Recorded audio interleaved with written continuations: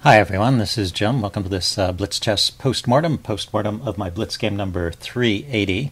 Before I get into the action here, I wanted to make a few preliminary comments. And first is that this is a long game, so I'm going to just kind of skip over parts of it pretty quickly and try and focus on the interesting turning points. And second point is that there's a long endgame section here.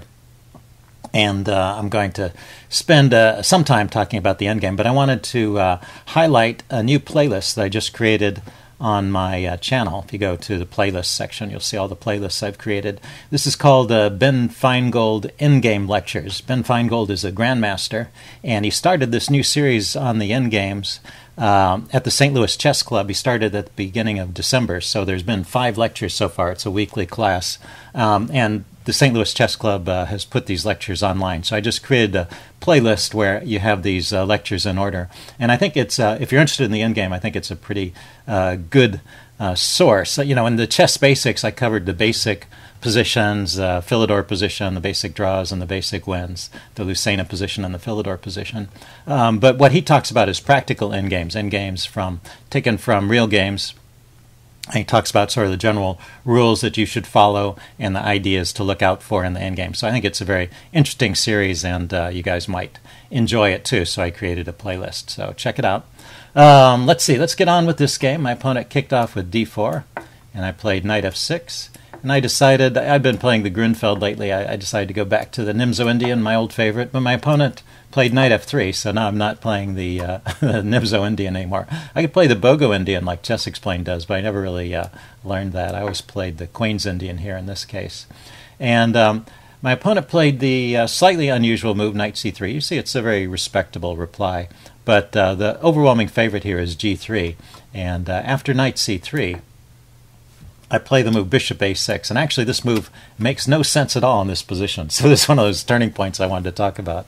I was remembering the move bishop a6, but that move makes sense in the g6 line, and the reason is pawn goes to g2, rather, the g3 line. The pawn goes to g3, the bishop goes to g2, and then the bishop is no longer here defending the c-pawn.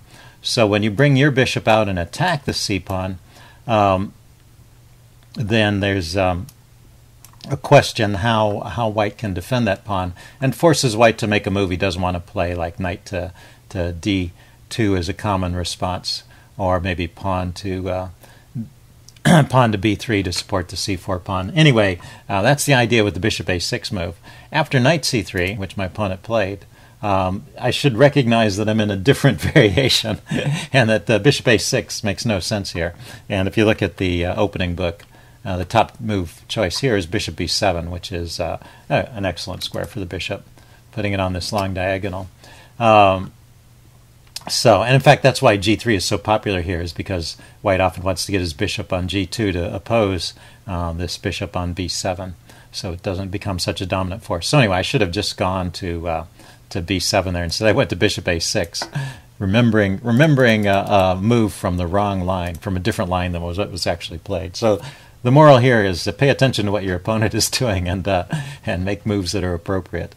Okay, so he just played e3 here, a very natural move, and now the pawn is well defended.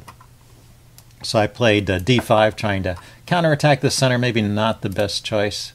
Bishop b4 developing here with a pin is maybe a good idea now. I can go back into a line of the Nimzo-Indian here. But anyway, bishop. These are the moves I wanted to go over. My opponent plays some inaccurate moves here and actually start to get an edge. I decided to trade off the light squared bishop because I've got pawns on light squares and he has pawns on dark squares. So this is his bad bishop and this is my good bishop. So this trade in the long run should help me out a bit. But I'm behind in development. He's got a lot more development than I do, so I have to be careful here. He goes bishop e7. Oh no, it's my turn. I go bishop e7, get my pieces out. He goes bishop d2, castle, rook c1. So maybe rook c1, no, it's still in the list. There's some point here where I get an advantage. Knight bd7, I think these are pretty normal developing moves. Knight b5, maybe it starts here. Yeah, okay, so knight b5 was a mistake. And now with c5 or a6, I can start to put some pressure. It's interesting that a6 can be played immediately. I guess the idea is that if the knight grabs the pawn, then I can pin it. And it's a little awkward for the knight to get out of there. So it's worth a pawn or more to do that. Anyway, I didn't calculate that. I just thought c5 would be good, and then after that kick the knight. And it turns out this is good for black. So I started off with a bad opening, with an opening mistake, but I got into a good position here because of this knight b5 move from my opponent. So I'm slightly better through here. And let's just go through the next moves. He ends up losing a pawn here, and I just grab it. He didn't want to retreat his knight. If we back up, I think the knight didn't really have any great retreats anyway. Although, yeah, knight a3 would still be better than giving up a pawn. But you see I still have a significant advantage. So I've got a pawn edge. A pawn edge, you know, it's maybe not enough to win the game. There's a lot of endgames that are still drawn. So I would really like to continue playing and, you know, advance my pawns on the queen side. And so I'm not actively looking to trade all the pieces off. But this move here, so after rook d8, yeah, I spotted this tactical opportunity, b5, and I played it. And I thought this would just be winning because I thought his queen had to go back to b3, and then I could play c4, forking his queen and his rook. So I hit the queen, and he takes my knight with the tempo. And I just miscalculated here. I think I had calculated a similar sequence a move earlier in this position here where I played rook f to c8. I was considering this move here, and right now, well, b5 could be played here, but let's take a look at it in this point. b5 here. Bishop takes f6 is playable, and now I have to take back. I can't take his queen. And then he can take the pawn. Okay, yeah, so I had done that calculation, and I saw that he gets his pawn back. I can grab on b2. I didn't see here, so I actually keep a pawn. So I could have played b5 in this position. But in any case, I had done this calculation during the game, and I determined that b5 didn't really work because he takes the knight, threatening my queen. And if I go down the path of trying to take his queen here, he takes my queen with a threat on the rook, and so I determined that that didn't work. Yeah, yeah, it's not even on the list of computer moves there. So that really doesn't work. So I really do have to just exchange out and then give up the c pawn. So that's the line I had calculated. And the reason that's relevant, and the reason I'm going over that in such detail, is that a moment later in this position I play b5. I've gotten my rook out of the way, and so the bishop, after bishop takes queen in that line, it would no longer be hitting the rook. So I play b5 here, and he plays bishop takes f6 anyway. And because I had calculated in a previous line that taking the queen doesn't work, I kind of assumed it doesn't work in this line either, but I needed to really stop and recalculate. So this is a common mistake that I make, and I think other chess players make too, which is you've done a calculation in a previous position and you remember the result of the calculation, but maybe not all the details, and you carry that over to a new position where some of the details have changed. And in fact, in the new position, you really need to recalculate everything. You can't just rely on that old calculation. And that's exactly the mistake I made here. So right here, it's really good to take the queen, because when I take the queen, the difference is that now I'm hitting the rook, and when he takes my queen, his bishop is not hitting anything. His bishop is hitting air. So now he's got to deal with his rook that's under threat. What does the engine suggest? Oh, and it's my turn. Yeah, I take his rook. So it's a rook and bishop versus two rooks. I win the exchange. So how did that go? That went bishop takes here. I've lost a knight, so I'm a knight down. I take the queen. No, not that way. I take the queen with the pawn. He takes my queen, and I take his rook. So I've won the exchange. I got that rook for that knight, and he has no threat with his bishop. It's no longer threatening to take a rook down here. And So that's why b5 works in this case, and it didn't work so well in the other case. So anyway, because of that saved calculation, I didn't play the best move here. I played just queen takes f6. And I still maintain this pawn advantage, but now there's a bunch of trades, and we get into an endgame where I'm a pawn up. But it's not so easy to win an endgame with a pawn up. And in any case, I kind of butcher the endgame. So starting here, I was trying to figure out how to save the pawn. Rook c5 or rook a to b8 is the way to save the pawn. Let's look at rook c5. I thought briefly about rook c5, and I didn't think this really helped. So he can just take the pawn now. And then I double this way. Okay, and let's compare that to the game. In the game I played rook a7 with the idea of doubling. He takes, I double, and now he plays c5, and that's the difference. He gets in this move c5. So very interesting in this position here. I played rook a7 when I needed to play rook c5, and the reason is after the exchange he's going to take here in any case, but I'm stopping him from pushing his pawn forward. So in the game he gets his pawn pushed forward, and now it's an even endgame. And we both continue. I decide to try and round up his pawn. I get my king active over here, trying to take out this pawn. And it looks like I'm making some progress, but at a certain point I give the game away.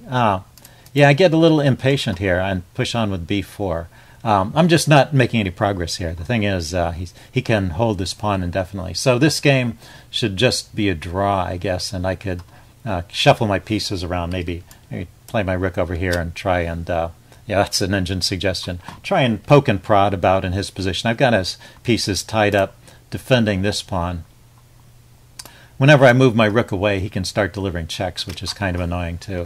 Anyway, but this b4 move is a bad idea. It's weakening my pawn structure here, and it gives him some targets to go after, and you'll see that white takes advantage of that. And starting here, the advantage switches to white. White has the edge. So I've misplayed the endgame. So the lesson at this point is don't create pawn weaknesses in the endgame. Keep your rooks active and poke and prod in an even position if you want to keep playing, or just repeat moves if you want to settle for the draw. But pushing the pawns forward and creating weaknesses is a bad idea. So, and this pawn push here creates a weak pawn on the third rank. So there was two bad moves in a row. And now white starts going after my pawns. And after some exchanges, he gets a totally winning position. And yeah, he should just go on to win this position. So it's instructive how I managed to sneak out a draw. So he's playing well through this part here. Let's go through it. And then that move was a mistake, huh?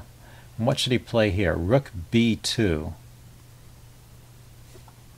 Yeah, instead of chasing my king away, he's got his king holding onto these two pawns. They're not going anywhere. He should activate or maintain an active rook and just go after my remaining weaknesses. You know, if he trades these pawns off, he's got these two extra pawns in the center here. That should be enough for a win.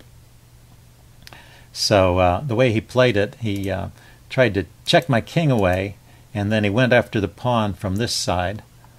So we get this trade in. He grabs another pawn, but now this is not so clear. You see his advantage really decreased. Because he let go of the b pawn, he really needed to grab that b pawn, I think. So he pushes his pawn forward, and now he comes back. Okay, so he's still in the game here. He's still winning here. What was that? Right here, king e3. Okay, his pawn has got, his rook. His rook has frozen my pawn. So my pawn is not going anywhere. King e3. The idea with king e3 is giving up this pawn and delivering a check. The king goes back and taking with the rook. Yeah, so the way he played it, now he's got 3 pawns against 1. This looks like it's pretty easily winning. The way he played it, he used his king to round up the pawn. In an endgame, the king needs to be centralized if you can. The problem with the king over on the side is it takes him a long time to get back to the action, whereas a rook can take the pawn and get back to the action in a single move. So the king march over here to round up the pawn is just a bad idea. And now the game enters the territory of being basically drawn. And with 2 pawns against 1, this is a very straightforward draw. Well, I don't know. You see the game goes on a long time. You can play through the moves. I'm not going to go through every move. But the idea is you keep harassing your opponent's king. You try to keep him away from the action. You check him from the side. And you don't trade rooks. You avoid the trades and you keep delivering checks. And eventually he has to push his pawns forward to make any progress. And when that happens, you get to a position where there's just a single pawn. You need to set up the 3rd rank defense. So the rook on the 3rd rank, I go for that immediately. If he blocks with his rook now, I can take it, because now this is a endgame that's at least drawn, or maybe even winning, because I have a passed pawn here. He didn't want to take back and get into a drawn rook pawn ending. So I control the 3rd rank. Well, I deliver some checks, but I maintain control of the 3rd rank. And when he pushes the pawn forward, then I drop my rook back and check from behind. And this is the Philidor position, or, you know, related. That's related to the Philidor position. It's not exactly the same, but that's the Philidor defense, or the 3rd rank defense, and it is a draw. So that's how the game ended. Hope you guys enjoyed this one, and check out the Endgame series playlist. See you guys later. Bye.